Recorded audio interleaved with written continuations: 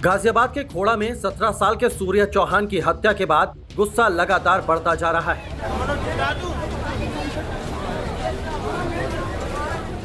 बकरीद के दिन चाकू से गोद कर की गई इस हत्या ने पूरे इलाके को झकझोर कर रख दिया है। घटना के विरोध में हिंदू रक्षा दल समेत कई संगठनों ने प्रदर्शन किया और आरोपियों के खिलाफ सख्त कार्रवाई की मांग की।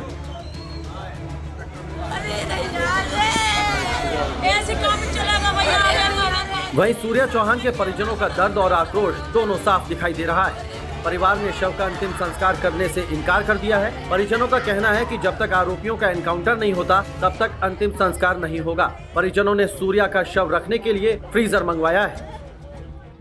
सूर्य चौहान की हत्या का आरोप विशेष समुदाय के युवकों पर है।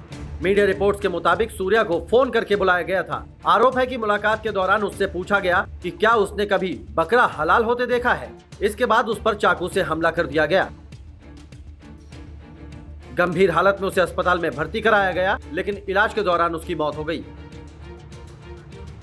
इस हत्याकांड को लेकर अब राजनीतिक बयानबाजी भी तेज हो गई है। यूपी सरकार में मंत्री ओम प्रकाश राजभर ने समाजवादी पार्टी और अखिलेश यादव पर निशाना साधा है। उन्होंने कहा कि अखिलेश यादव को इस मामले पर बोलना चाहिए। उनके वोटर हैं, ऐसी हत्या क्यों कर रहे हैं? कहीं मुसलमान मार रहा है तो कहीं यादव मार रहा है। उनका एमवाई पूरे प्रदेश में आतंक मचा रहा है। अखिलेश यादव जी को उस पर बोलना चाहिए कि उनके वोटर हैं, उन लोग ऐसी हत्या क्यों कर रहे हैं? कहीं मुसलमान मार रहा है तो कहीं यादव मार रहा है। उनका एमवाई जो फैक्टर है, इस समय पूरे प्रदेश में आतंक मचाया हुआ है। डिप्टी सीएम केशव प्रसाद मौर्य का भी बयान सामने आया है। उन्होंने कहा कि हत्यारा चाहे कोई भी हो, उसे छोड़ा नहीं जाएगा। सरकार कानून व्यवस्था को लेकर पूरी तरह गंभीर है और इस अपराध में शामिल लोगों के खिलाफ सख्त से सख्त कार्रवाई की जाएगी। हत्यारा कोई भी हो, वो बख्शा नहीं जाएगा, उसको खोज निकाला जाएगा और हत्या करने वाले को फांसी पर चढ़ाने के लिए जो कार्रवाई होती है कानूनी, वो कानूनी कार्रवाई की जाएगी।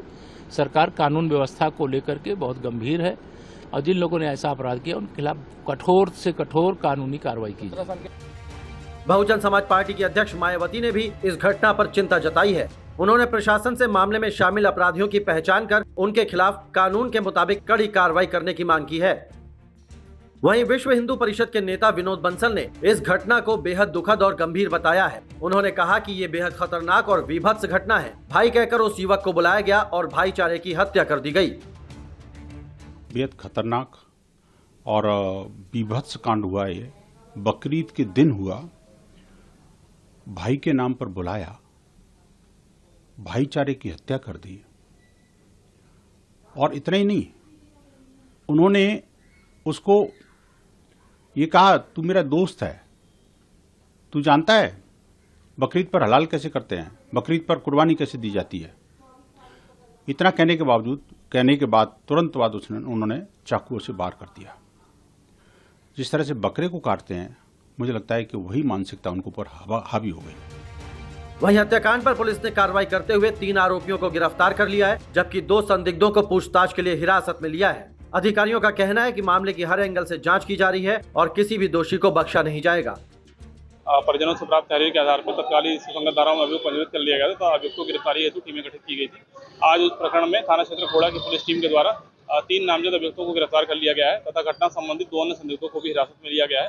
पूरे प्रकरण में पूछताछ और साक्ष्यों के आधार पर अग्रिम मैदानी कार्रवाई सुनिश्चित की जा रही है।